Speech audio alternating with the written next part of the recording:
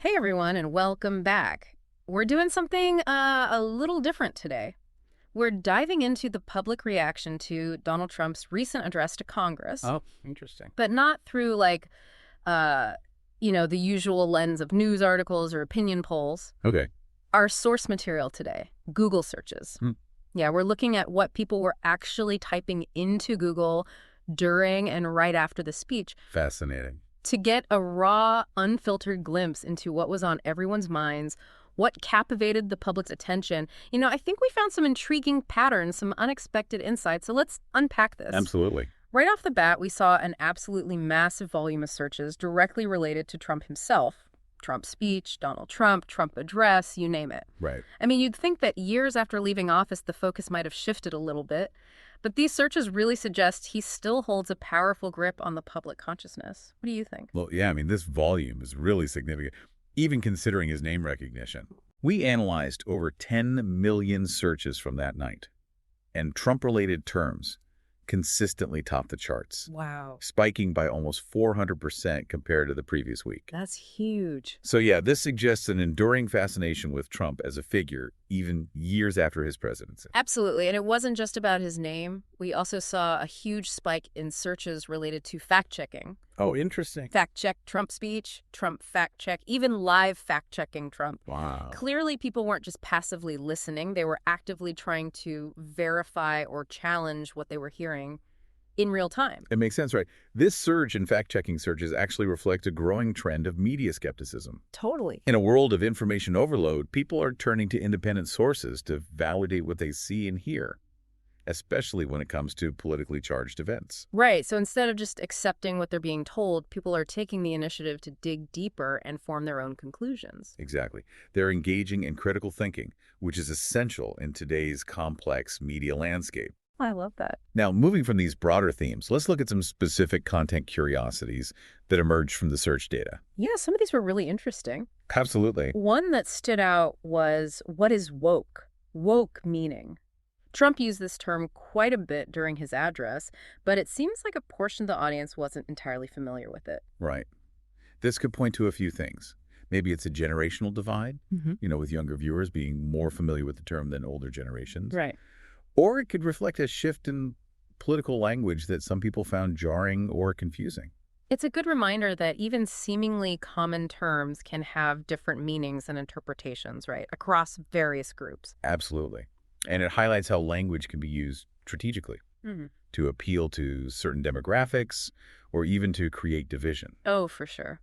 We also noticed a bunch of searches for specific individuals: Nancy Pelosi, Hakeem Jeffries, Rosa DeLauro, all prominent figures in Congress, some known to oppose Trump. It seems like people were interested in their reactions to the speech. It's as if they were looking for cues, on how to interpret the speech. Yeah. Or perhaps seeking validation for their own reactions. The absence of certain names is also interesting, potentially indicating perceived political alliances, or just lack of public interest in certain individuals. Yeah. Okay, so now let's talk about something a little different. We saw a surprising number of searches related to the logistics of this speech itself. Trump's speech time, State of the Union time, how long was Trump's speech? Huh, interesting. People were clearly planning their viewing experience. This is intriguing considering the possible decline in traditional TV viewership. Right. It suggests that people might have been seeking out alternative ways to watch the speech, whether through online streaming or social media clips. It really speaks volumes about the changing media landscape and how people consume news and information in a more fragmented way. For sure. But before we get too deep into that, let's look at another interesting trend that popped up in our search data. We saw quite a few searches for specific news outlets: Fox News, CNN, NPR, Newsmax, the list goes on. Right. It seems like people were actively seeking out information from sources known to align with their existing perspectives. What do you make of that? Well, it's a clear indication of how our information consumption is becoming increasingly personalized Yeah. and, unfortunately, often reinforces existing biases. Yeah. We naturally gravitate towards sources that validate our worldview, Yeah. which can lead to echo chambers Yeah. and make it really difficult to engage with alternative viewpoints. So it's not just about access to information anymore. Right. It's about the specific sources we choose to trust and rely on. Exactly. And this brings up an important point, for all of us to consider. How do you choose your news sources? It's a great question. Do you actively seek out diverse perspectives? Or do you find yourself mostly sticking to familiar outlets, the ones that just reinforce your existing beliefs? That's a great question for everyone to ponder. But before we get too deep into that, let's shift our attention to some of the more unexpected search terms that emerged from our analysis. These were less frequent, but they offer some fascinating insights into specific policy points that resonated with certain viewers. Yes, these unexpected nuggets, as you call them, can reveal a lot. The underlying anxieties, interests, and priorities of different segments of the population. One example that caught our eye was the phrase drill baby drill, which saw a noticeable spike during and after the speech. Interesting. This slogan is often associated with increased domestic oil production, Right. and it suggests that energy policy and economic concerns were on the minds of some viewers.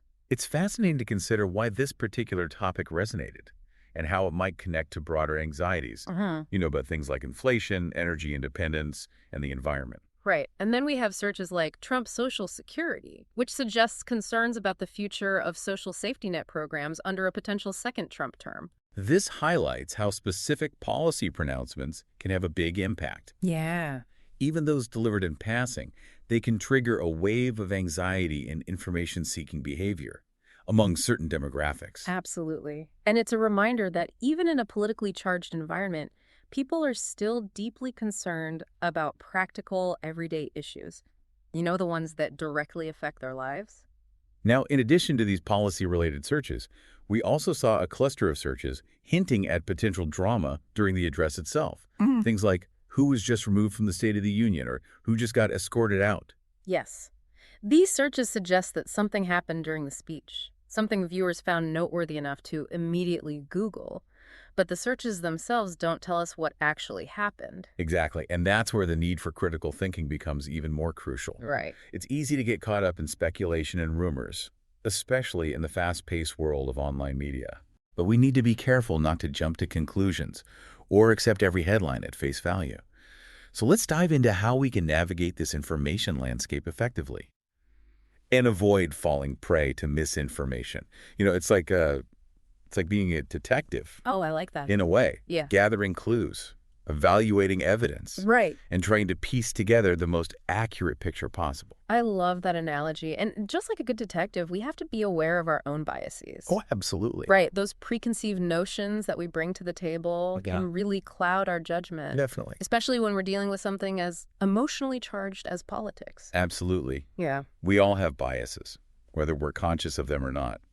And it's crucial to acknowledge those biases and try to mitigate their influence, on how we process information. It's tough, though. It is. Our brains are naturally wired to seek out information that confirms what we already believe, even if it means overlooking or dismissing evidence that challenges our views. That's true. Yeah. But it's not impossible to break out of that pattern. Yeah. It takes effort and a willingness to challenge our own assumptions.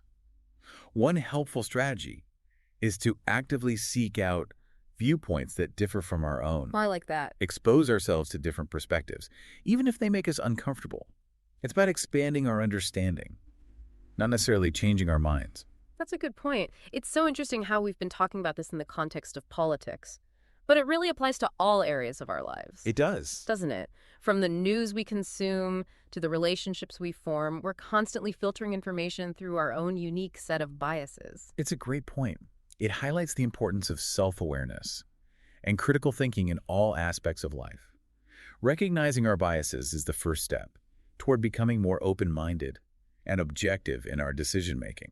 So beyond fact-checking, seeking diverse perspectives, and being aware of our biases, what other advice would you give to our listeners? The ones who want to be more informed and engaged citizens in this digital age. Well, I would say be curious. Don't be afraid to ask questions, to challenge the status quo, to dig deeper into the issues that matter to you. Yeah. And just as importantly, don't be afraid to change your mind. When presented with new evidence or well-reasoned argument, flexibility and a willingness to learn are hallmarks of a critical thinker. Those are such great points. Curiosity and open-mindedness are so essential for growth and understanding. And I would add, be patient. Forming informed opinions takes time and effort. Don't expect to have all the answers right away. No. Be willing to grapple with complex issues, to sit with discomfort, and to engage in respectful dialogue with those who hold different views. True understanding rarely comes easy. You're so right. This has been such a fascinating deep dive, and I feel like we've learned so much from just analyzing these Google searches. It's incredible how much they reveal about public sentiment and how people engage with information in today's digital world. It's been a pleasure exploring these ideas with you. Likewise. And I hope our listeners are finding this conversation as thought-provoking as we are. Now, before we wrap up, I want to circle back to something we touched on earlier. We talked about how these searches can highlight potential blind spots in public discourse. Right. What isn't being searched for? What topics or perspectives are being overlooked or silenced? That's an incredibly important point. While these search terms can provide valuable insights, they also represent a limited sample of public interest. There are undoubtedly countless perspectives and concerns that aren't reflected in these searches, perhaps due to lack of awareness, access to information, or even fear of expressing certain viewpoints. So how do we ensure that those voices are heard and that our collective understanding of the world is as complete and nuanced as possible? What can we do to broaden the conversation and shed light on those perspectives that might be getting lost in the noise? Well, I think it starts with recognizing that our individual perspectives are inherently limited. Yeah. We each bring our own experiences, biases, and blind spots to the table. And it's through actively seeking out diverse viewpoints, listening with empathy, and engaging in respectful dialogue that we can begin to bridge those gaps in understanding. So it's not just about consuming information. It's about actively seeking out perspectives that challenge our own assumptions and force us to confront our own biases. Exactly. It's about cultivating intellectual humility. Yeah. And recognizing that there's always more to learn, even from those we might disagree with. That's such a powerful message, and it makes me think about the role of technology in all of this. On the one hand, it can create these echo chambers where we're constantly bombarded with information that reinforces our existing beliefs. But on the other hand, it also has the potential to connect us with people and ideas we might never have encountered otherwise. That's right. It's ultimately up to us how we choose to use these tools. Right. We can either let them reinforce our biases and divide us further, or we can leverage them to expand our horizons and engage in more meaningful conversations across ideological divides. So it's not just about the technology itself. It's about our intentions and how we choose to engage with it. Exactly. It's about using technology as a tool for connection and understanding, rather than a weapon for division and polarization. I love that. And it brings us to our final thought-provoking question for all of you listening out there. We've seen how Google searches can offer a glimpse into the collective consciousness, highlighting what captures public attention and what might be slipping through the cracks. But what about the searches that aren't being made? What topics or perspectives are being overlooked or silenced? And what can we, individually and collectively, do to ensure that those voices are heard and that our understanding of the world is as comprehensive and nuanced as possible? That's a powerful question to ponder. And it speaks to the importance of not only consuming information, but also actively shaping the discourse. It's about recognizing that each of us has a role to play in creating a more informed, equitable, and just society. It's like we're all puzzle pieces. And it's through these conversations, Yeah. through these searches that we start to fit together and see the bigger picture. Yeah, that's a beautiful way to put it. And it really underscores the importance of approaching these conversations, with humility Yeah. and a genuine desire to understand, not just to be heard. So much of what we've talked about today has revolved around this idea of being active participants in our information consumption. Right. It's not enough to just passively scroll through headlines or accept the first version of events we encounter. We have to dig deeper, challenge our assumptions, and be willing to change our minds. Absolutely. Critical thinking isn't just a skill, it's a mindset. It's about approaching information with a healthy dose of skepticism, curiosity, and a willingness to grapple with complexity. And it's something we can all cultivate regardless of our background or political beliefs. That's right. It's a lifelong process of learning, unlearning, and relearning.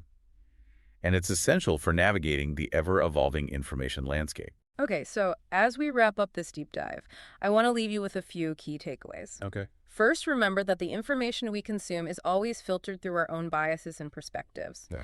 Being aware of those biases is the first step toward becoming more objective and open-minded. Second, don't be afraid to challenge your own assumptions. Seek out diverse viewpoints, even those that make you uncomfortable. It's through engaging with different perspectives that we broaden our understanding and grow as individuals. And finally, be curious. Ask questions. Dig deeper. Don't be satisfied with surface-level explanations. The more we understand about the world around us, the better equipped we are to make informed decisions and create positive change.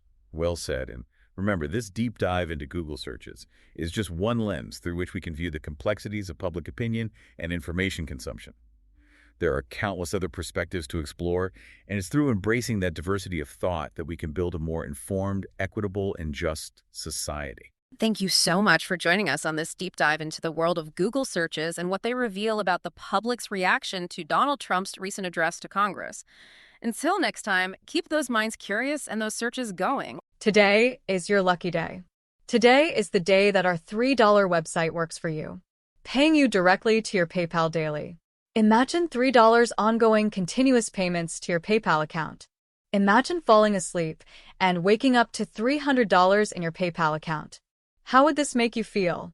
How could this help you? What bills could you pay? What kind of fun could you have? What does that retirement look like now?